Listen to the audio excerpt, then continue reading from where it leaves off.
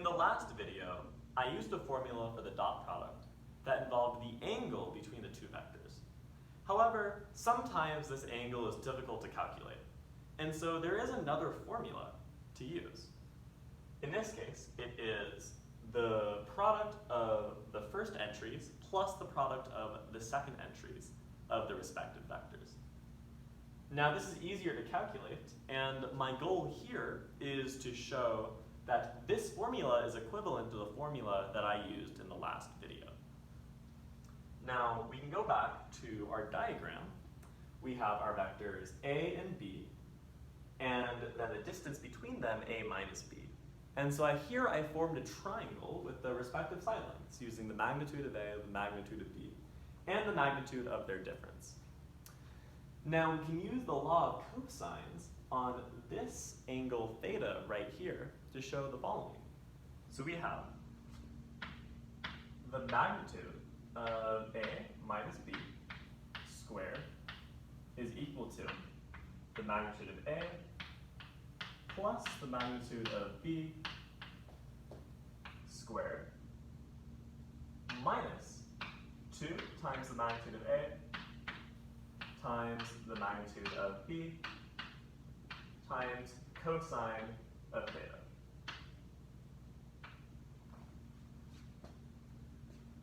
Where here we see that this last part is simply we have minus 2 times the dot product of a and b. So we can use the definition of these magnitude functions to simplify what we have here.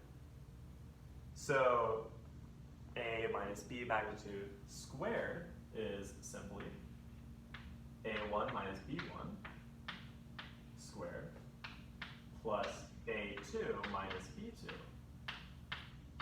squared. And then we set this equal to, we have a1 squared plus a2 squared plus b1 squared plus b2 squared. And then simply we have minus 2a dot b.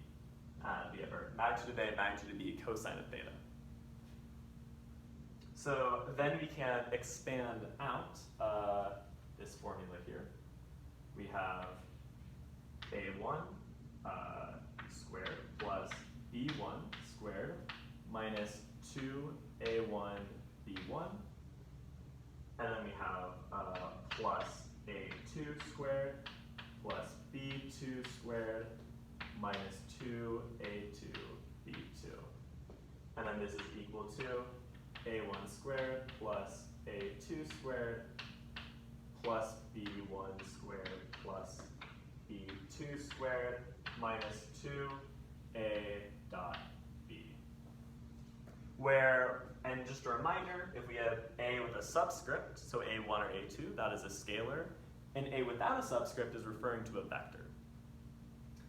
Now, we have a bunch of terms in this equation, but a lot of them cancel out. So, for example, we have this a1 squared. This cancels out with this a1 squared. Our b1 squared cancels out with the b1 squared here.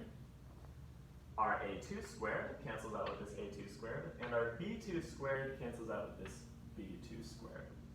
And so, looking in the end,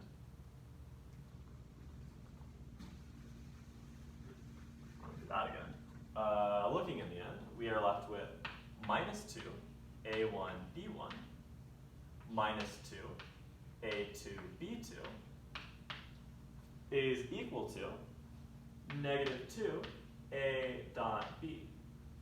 And then we simply divide by negative 2 on all sides of the equation, and this results in a1 b1 plus a2 b2 being another formula for the dot product, which is exactly what I wanted to show.